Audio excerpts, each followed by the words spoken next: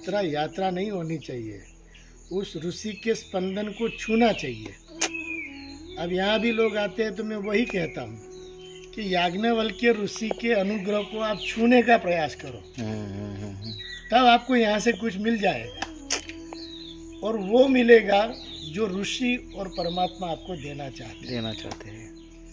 और वो मिलेगा कि जो आपने कभी कल्पना नहीं की होगी, और जिस समय आप उनके सामने अपनी जिज्ञासा रखोगे तब उनका समाधान आपको दिखाई देगा।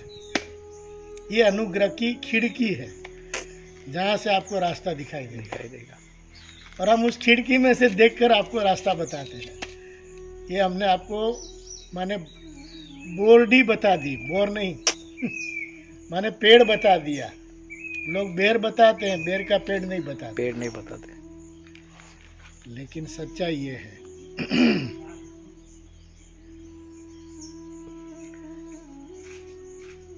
कि स्वामी जी यहाँ बैठने से हमको ये एहसास होता है कि हमारे ऊपर कुछ कृपा हो रही है।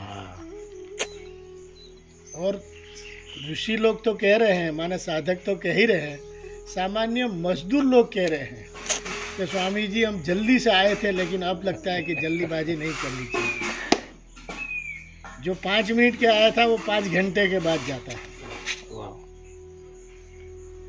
माने वो अनुग्रह का स्पंदन भी छूना चाहिए। और जितने परिक्रमावासी आते हैं मैं उनको यही बोलता हूँ कि स्थान के जो महापुरुष है, ऋषि है, तपोनिष्ठ है, उनका महात्म्य वहाँ जाके सुनो, और सुनकर उनके अनुग्रह के साथ अपने व्यक्तित्व से जुड़ो। भगवान से और महापुरुषों से जुड़ने के लिए और मन और बुद्धि को ही समर्पित करना पड़ता है। भगवान ने क्यों कहा मन एव मन आधस्व मयि बुद्धि निवेश है? क्यों वहाँ ये नहीं कहा कि 56 भोग मुझे दे दो? ये क्यों नहीं कहा? और मन और बुद्धि को मांग लिया, क्योंकि उनको पता है कि ये इंस्ट्रूमेंट मेरे से जुड़ेगा तब वो मेरा होगा। जैसे आपके तार भगवान से जुड़ेंगे तब आपकी लाइट होगी।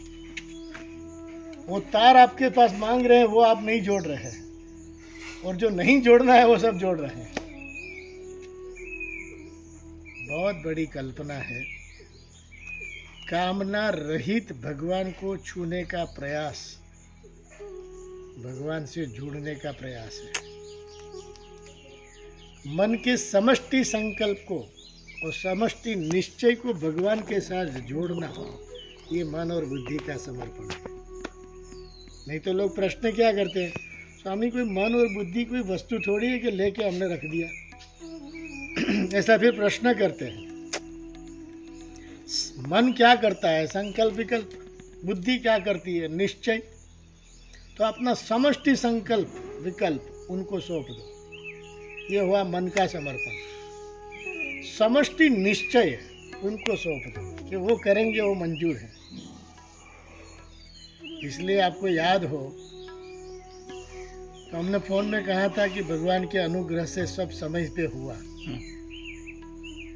हमारी दृष्टि से लेट हुआ, ईश्वर की दृष्टि से समय पे हुआ। क्यों? क्योंकि उनका जब तक दैवम पूर्ण जागृत नहीं होता तब तक अनुग्रह नहीं होता। हमारा पूरा घड़ा नहीं भरा था तब तक वो पूर्ण नहीं कहलाता। अब कितना बाकी हो हमको क्या मालूम। इसके लिए हम आपके अंदर दैवम भरते हैं कि ये जप करो, ये साधना करो, ये तप करो, ये भरेगा, अनुग्रह होगा। मधुसूदन सरस्वती के जीवन में यही घटना घटी थी। वो कह रहे मैंने गायत्री का पूरा चरण पूरा कर दिया, माँ प्रकट क्यों नहीं? वो नाराज हो गए। दूसरा किया, तीसरा किया तो भी प्रकट नहीं हुए। वो नाराज होके भटकने लगे। तो एक तांत्रिक कापालिक ने उसको देखा कि अरे इसके अंदर गायत्री का तो बड़ा तेज है, इसको शिष्य बना लूं तो मेरी प्रतिभा बढ़ जाएगी।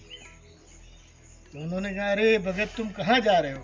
तो कि मत पूछो, मैंने 3 गायत्री पुरस्चरण किया तो अभी माँ प्रकट नहीं हुई। उन्होंने कहा कि मेरे तंत्र गुरु है ना, वो आपको प्रकट कर देगी। तो क्या अच्छा। तो उनको लगा कि चलो एक साथ शायद इनके तंत्र गुरु से माँ प्रकट हो जाएगी। उन्होंने कहा जो क्या करना है बताओ। तो ये 42 दिन का अनुष्ठान है वो पूरा करो, मेरे तंत्र गुरु आपको माँ का दर्शन करा देगी। उन्होंने कहा ठीक है, अभी तक जो नहीं हुआ शायद 42 दिन में हो जाए, लोग सब कुछ कराता है। तो उन्होंने कहा कि स्मशान में बैठना पड़ेगा, ऐसा करना पड़ेगा, वो सब उसने शुरू किया। अब महाराज उनके जो तंत्र गुरु थे, जो अवधूत कहलाते थे, वो कह रहे कि तुमने किसको मंत्र दे दिया है, मैं उसके सामने जाता हूँ तो भस्म हो जाता हूँ। कि उन्होंने गायत्री का ऐसा पुरस्चरण किया है कि सामान्य जीव उनके सामने जा नहीं सकता। मैं तंत्र का गुरु हूँ तो भी भस्म हो रहा हूँ, तो उनको कहो अनुष्ठान बंद कर दो, नहीं तो मैं भस्म हो जाऊंगा। ये है गायत्री पुरस्चरण की ताकत। बाद में उसने कहा भाई महाराज तुम अनुष्ठान बंद करो, मेरे गुरु नाराज हो रहे हैं।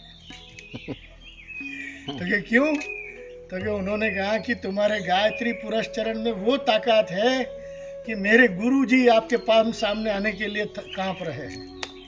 तो समझ गए कि मैं पुरस्चरण में कुछ कमी है, एक और कर लूं, शायद मेरी माँ प्रकट हो जाए। तो आकाशवाणी हुई कि तुम्हारा अभी एक पुरस्चरण बाकी है, इसलिए मैं प्रकट नहीं हो रही हूँ।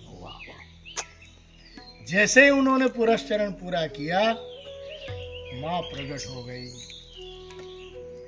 तो कांपने लगे, रोने लगे कि भगवान इतनी परीक्षा आपने मेरी क्यों की कि मुझे दूसरे का आश्रय लेना पड़ा।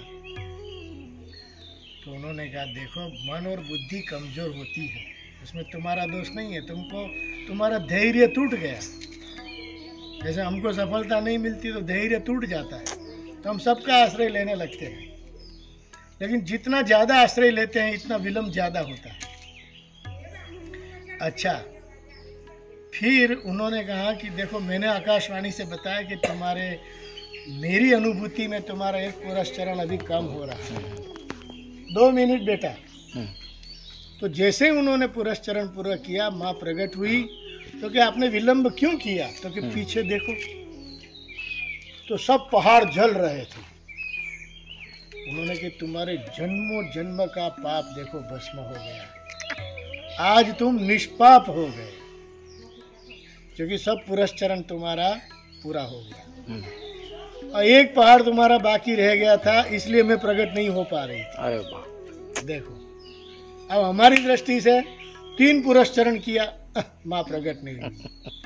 लेकिन हमको क्या मालूम हमारा जन्मों जन्म का कर्म क्या बाकी है, पाप क्या बाकी है। और ये दृष्टांत रामचरितमानस में आता है कि विभीषण के अंदर कामना थी कि मैं लंका का राजा बन जाऊं। तो भगवान ने स्वागत में ही कहा कि आइए लंकेश पधारिए। उन्होंने कहा आपको कैसे पता चला कि मुझे लंका का राजा बनना है? तो कि मेरे पास वही आ सकता है जो निष्काम निष्पाप हो। अब तुम्हारे मन में एक कामना थी जो मेरी प्राप्ति में बाधक थी, तो मैंने अभी से तुमको हस्तलिखित दे दिया कि रावण का संहार निश्चित है और तुम भविष्य का लंका का राजा भी निश्चित हो। तो कहने का अर्थ है कि पूर्ण निष्काम, पूर्ण निष्पाप स्थिति के बगैर साधक को परमात्मा का साक्षात्कार नहीं होता। तो हमारी लौकिक कामना में भी उस कामना के फल के लायक पुण्य जब लेवल नहीं होता, ध्यान से सुनिएगा तब पता चलेगा। कामना के फल के अनुसार दैवम का बल समकक्ष नहीं होता, तब तक कामना फल नहीं दे सकता। ये प्रकृति का नियम है, उसमें भगवान का नियम नहीं है। भगवान तो पहले मंत्र से ही आशीर्वाद दे देता है कि जाओ बेटा तुम्हारा हो जाएगा। अब वो हमको देता है तो हम आपको बोल देते हैं कि काम तो हो जाएगा, लेकिन समय की प्रतीक्षा करनी पड़ेगी। ऐसा तो काम और पुण्य दोनों समकक्ष होता है, तब सफलता का संयोग होता है। हुआ ना?